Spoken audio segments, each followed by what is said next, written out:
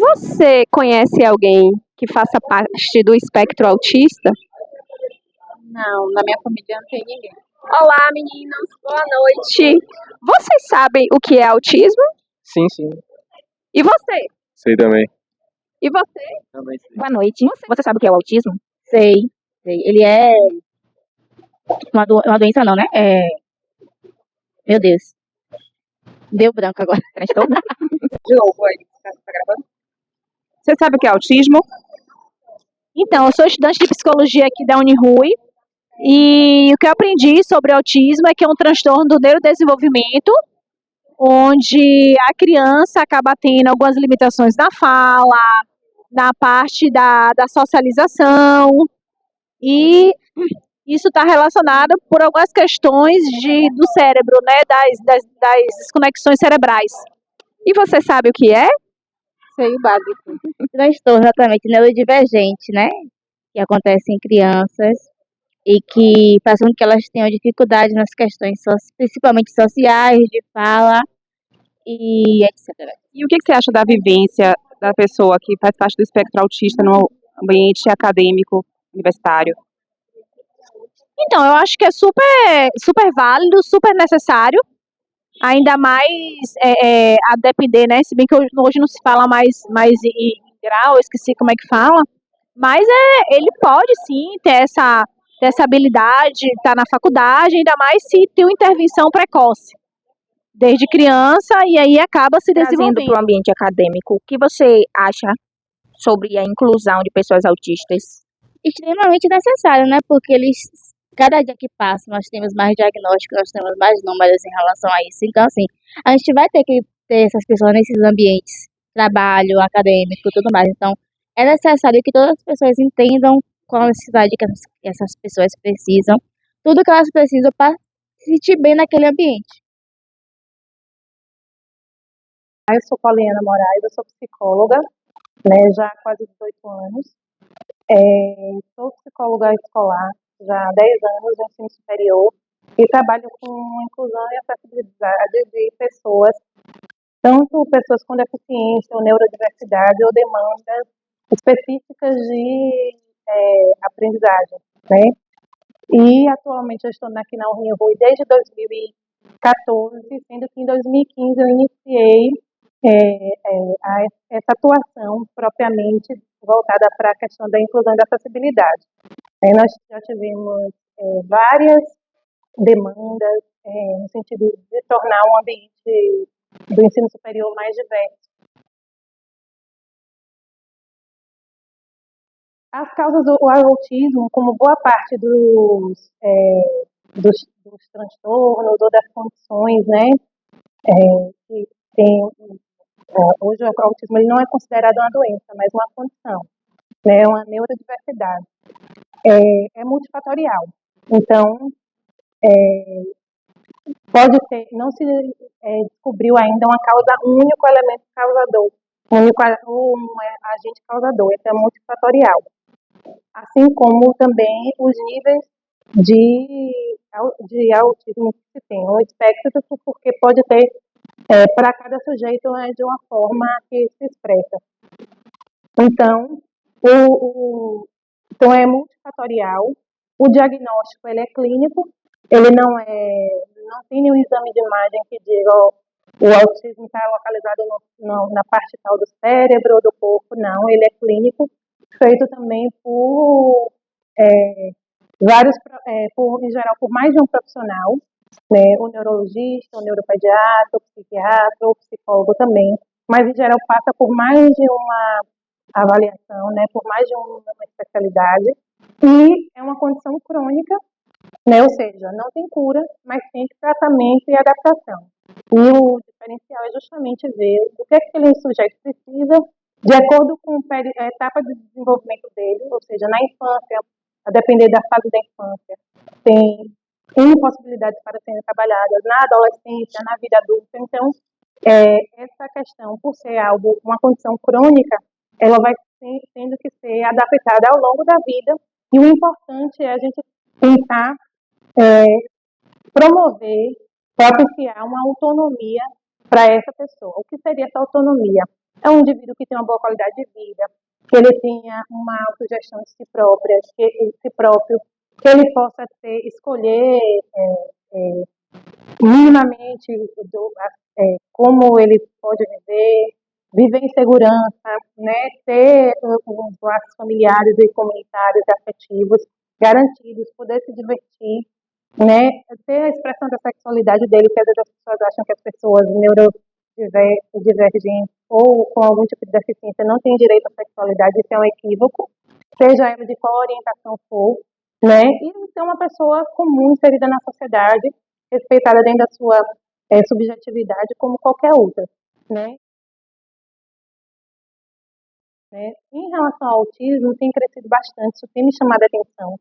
Depois da pandemia, depois do retorno presencial, é uma demanda contínua que tem aparecido, né? Não somente o autismo, mas pessoas com transtorno de ansiedade, né? Ou quando não é associado, em geral, a pessoa autista ela não vem apenas com a demanda do autismo em si, mas vem associada de de outro diagnóstico, né? De outra comorbidade. E a gente tem crescido muito, mas a gente tem conseguido, com êxito, acolher pelo menos 80 a 90% dos alunos que chegam. Não é, tem um processo de adaptação para qualquer aluno que ingressa no ensino superior, com uma pessoa autista não é diferente. E, às vezes, a família pode ser um grande elemento de apoio, de suporte, mas também pode ser um elemento que, quando a proteção é excessiva e esse aluno não consegue se deslanchar, né, não ter a autonomia necessária para que ele se desenvolva, isso também pode ser um entrave. Mas, assim, a gente já tem hoje, passados esses 10 anos, uma comunidade acadêmica muito mais sensível, muito mais disponível para esse acolhimento, né? Hoje a gente não tem professores que questionam, mas se esse é ou não é o lugar de uma pessoa com deficiência, de uma pessoa com neurodiversidade.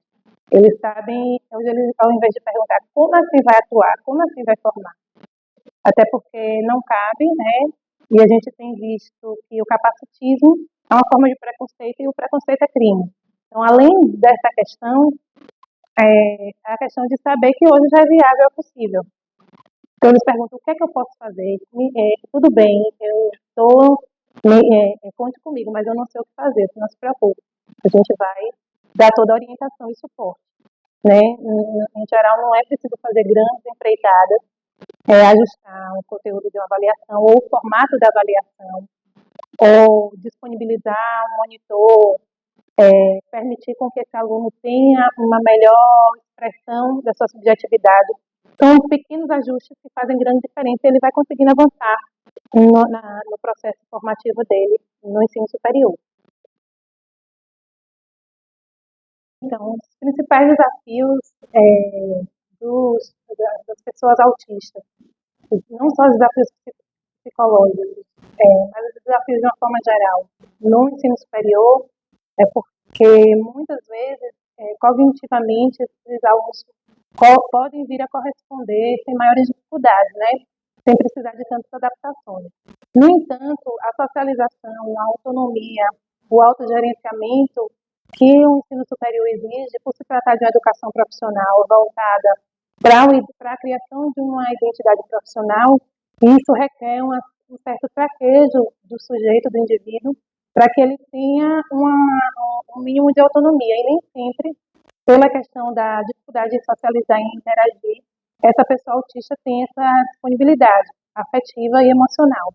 Então, aí é necessário que ele conte com uma rede de apoio, que ele faça ou que a faculdade, né, a instituição, de uma forma geral, seja mediadora na adaptação desses alunos, desses estudantes, quando do ingresso do ensino superior. Então, ao meu ver, dentro da minha experiência, com pessoas dentro do espectro autista, no ensino, durante a formação, é essa questão da interação e da socialização, para que ele desenvolva habilidades e competências mínimas necessárias, não só técnicas, mas também no sentido de saber lidar, articular, conviver com as pessoas de uma forma geral, também da sua perspectiva profissional.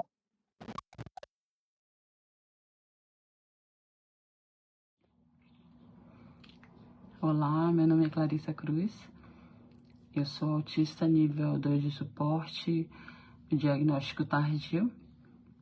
Faço faculdade de Ciência da Computação e foi muito tranquilo o ingresso, né, da faculdade, o vestibular. Eu não tive nenhum tipo de dificuldade em relação a isso. Eu trabalhei por 13 anos com liderança e desenvolvimento humano. E eu trabalhava viajando o Brasil, dando treinamentos. Ficava a maior parte do meu tempo na estrada, né? Viajava tanto nas cidades do interior da Bahia, quanto nos outros estados do Brasil. Eu amava o que eu fazia, eu era muito feliz fazendo o que eu fazia. Eu ainda não era diagnosticada, mas eu me esgotava muito com o meu trabalho.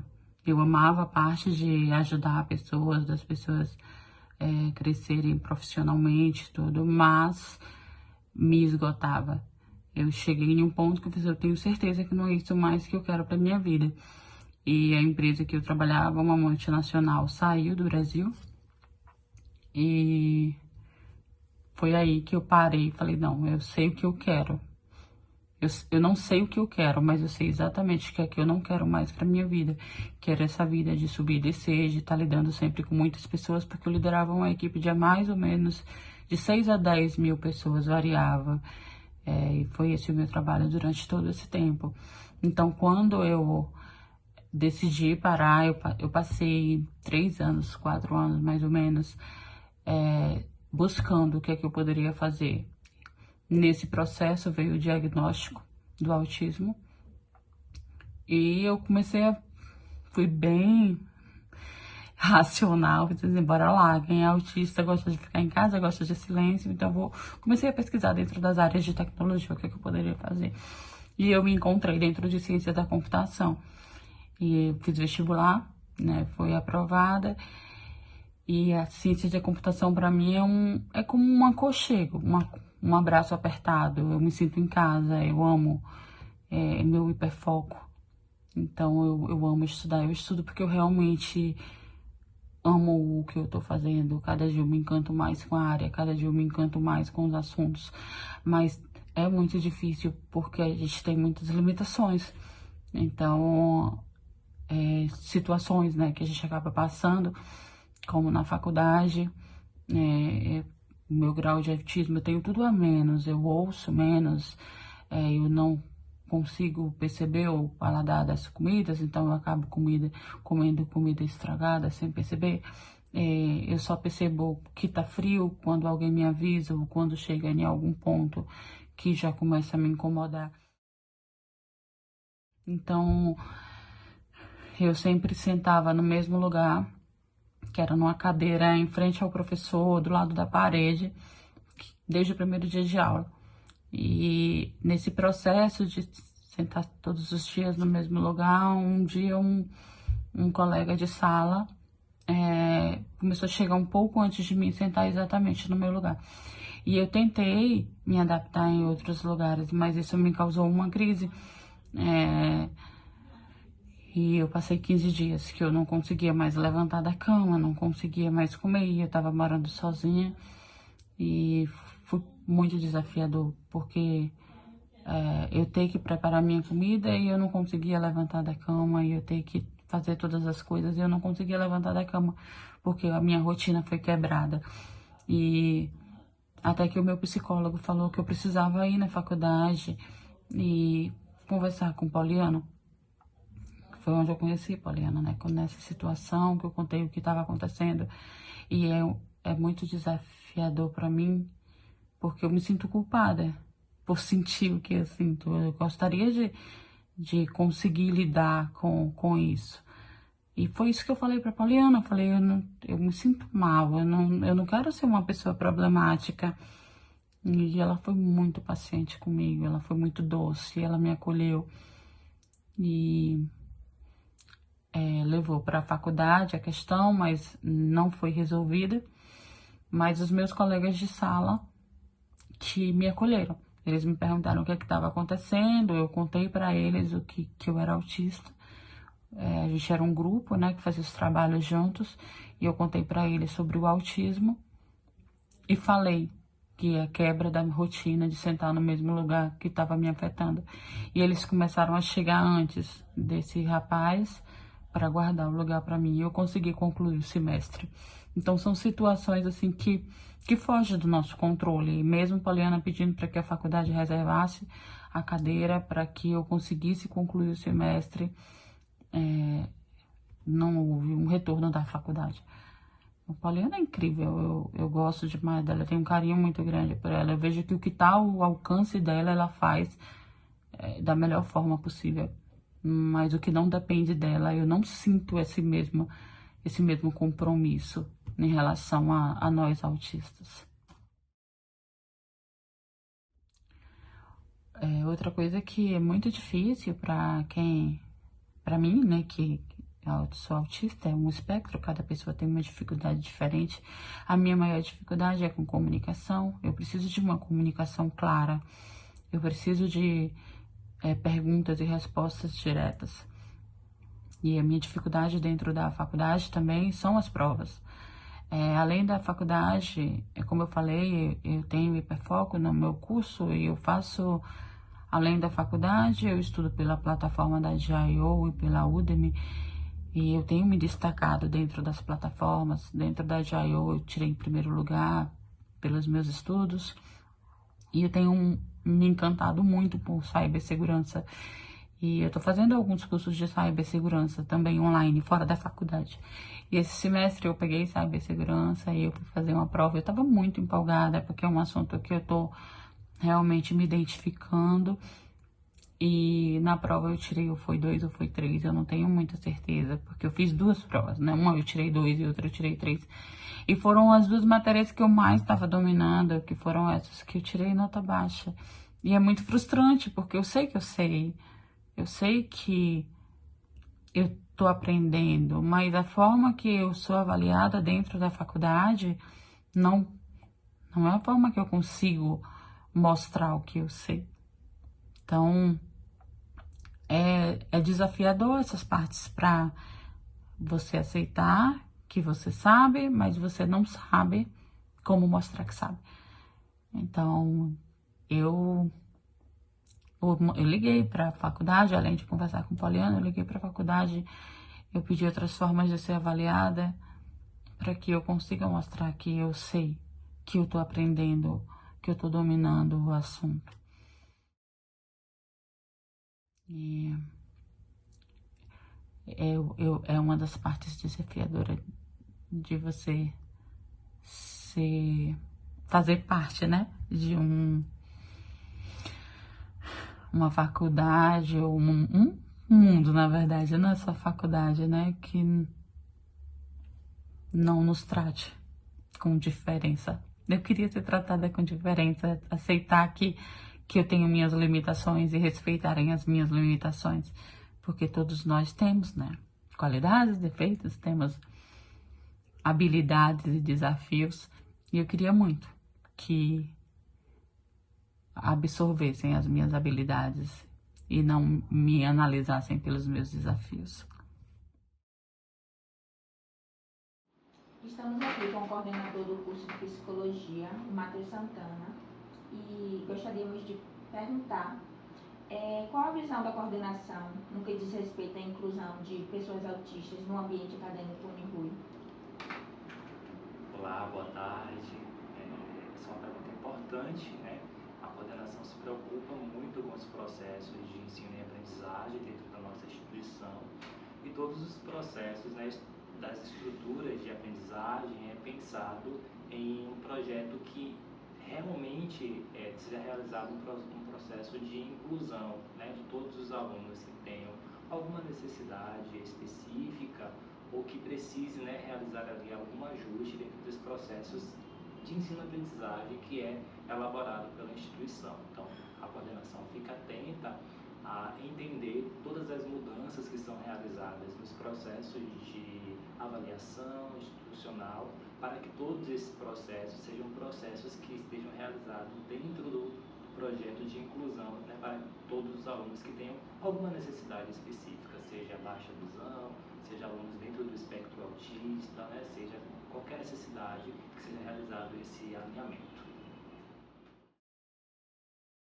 Né? Então, o que eu observo assim, até para os futuros colegas, né, que eu já considero colegas psicólogos, e no ensino superior como um todo, na comunidade acadêmica como um todo, é que primeiro a tolerância e a inclusão ela tem que fazer parte da universidade. A universidade é por si só, por natureza, e tem que ser um ambiente diverso. O conhecimento ele é amplo, ele é múltiplo.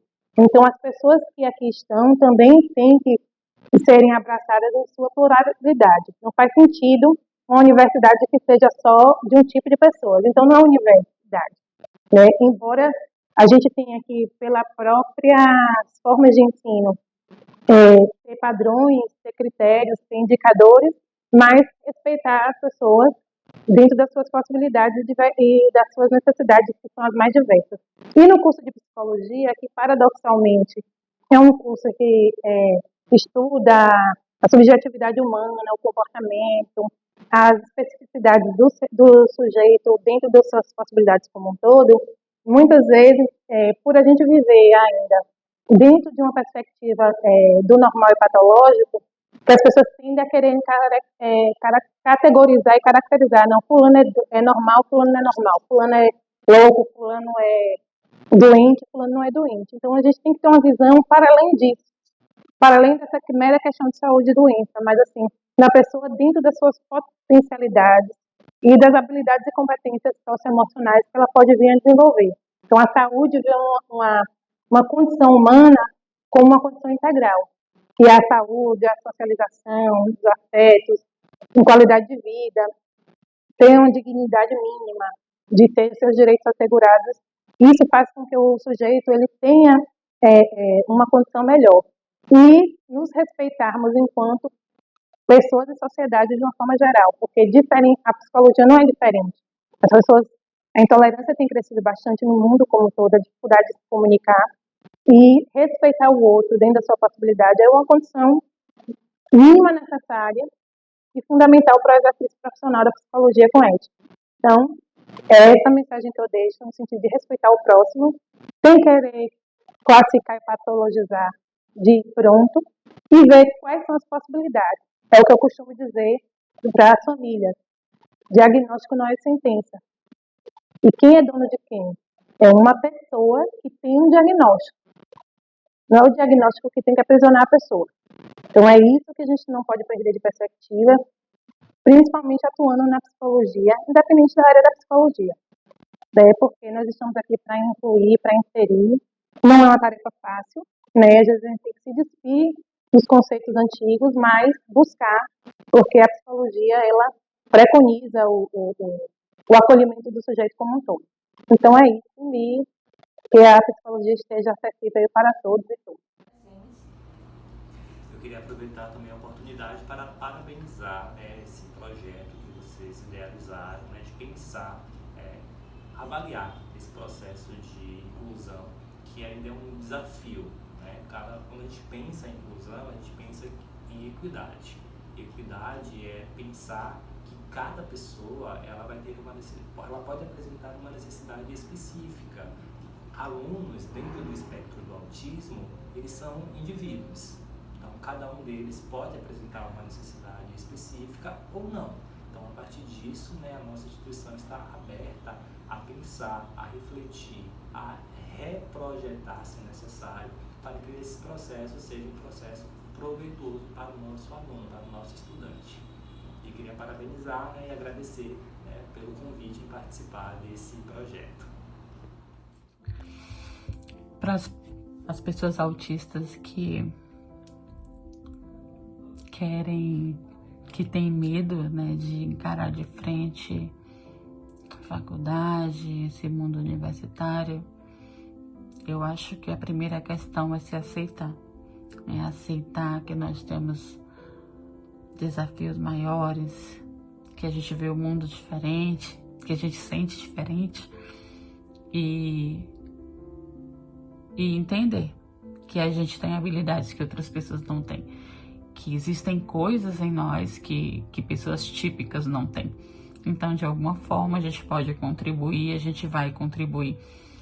E eu tenho tentado me apegar a isso, de que eu sei que existem coisas em mim que pessoas típicas, neurotípicas não têm.